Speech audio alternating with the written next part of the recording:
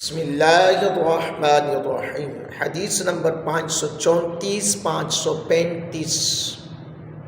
جی ہاں، الحمدللہ صبح کی نماز کے بعد سورج نکلنے تک مسجد میں بیٹھنا، اس کے بارے میں کیا احکامات ہیں؟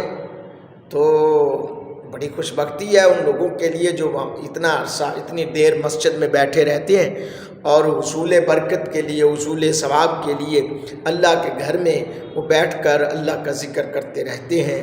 آئیے حضرت جابر بن سمرہ رضی اللہ تعالیٰ عنہ بیان کرتے ہیں، نبی اکرم صلی اللہ علیہ وآلہ وصحبہ وسلم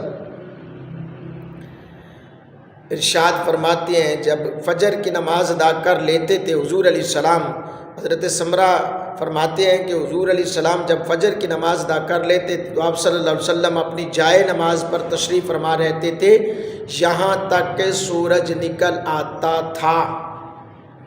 حدیث نمبر 535، حضرت انس بن مالک رضی اللہ تعالیٰ عنہ بیان کرتے ہیں، نبی اکرم صلی اللہ علیہ وآلہ وصحبہ وسلم نے ارشاد فرمایا ہے، جو شخص فجر کی نماز باجماعت ادا کرے پھر وہ وہیں بیٹھ کر اللہ کا ذکر کرتا رہے یہاں تک کہ سورج نکل آئے، پھر وہ 2 رکعت نفل ادا کرے تو شخص کو حج اور عمرہ کرنے کی طرح اجر ملتا ہے۔ سبحان اللہ،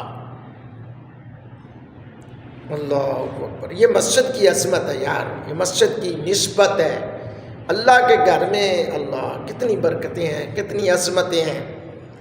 اللہ مسجد مومن کے لیے امن کا گہوارہ ہے، امن اور سلامتی کا گہوارہ ہے۔ مسلمان مسجد میں داخل ہو کر اسی طرح خوش و خرم ہوتا ہے جس طرح مچھلی پانی میں داخل ہو کر خوش ہوتی ہے۔ مسجد میں مسلمان سجدہ ریز ہو کر اپنے گناہوں کو معاف کرواتا ہے، اللہ تعالیٰ کی بارگاہ سے بلند درجات کا پروانہ حاصل کرتا ہے۔ جب مسلمان فجر کی نماز باجماعت ادا کرنے کے بعد سے لے کر تا طلوع آفتاب مسجد میں ٹھہرا رہتا ہے، آفتاب بلند ہونے پر نماز شراق کا دگانا پڑتا ہے تو اللہ تعالیٰ اسے ایک حج کامل اور عمرہ کامل کا ثواب عطا فرماتا ہے۔ اللہ اکبر، قربان جائیے حضور کی عظمت پر، حضور کی شان پر۔ حضرت شاہ ولی اللہ محدث دہلوی رحمت اللہ علیہ بیان کرتے ہیں کہ اعتکاف کی 2 اقسام ہیں۔ ایک نمبر اعتکاف وہ جو رمضان مبارک کے آخری عشرے میں کیا جاتا ہے، اس کا ثواب حج کامل ہے، اور دوسرا یہ وہ اعتکاف ہے جو فجر کی نماز سے فارغ ہو کر تا طلوع آفتاب کے بعد نماز اشراق ادا کرنے تک مسجد میں ٹھہرنے کی شکل میں ہے، اس کا ثواب عمرہ کامل کے برابر ثواب ہے۔ سبحان اللہ، اللہ تعالیٰ ہم سب کو عمل کی توفیق عطا فرمائے، آمین۔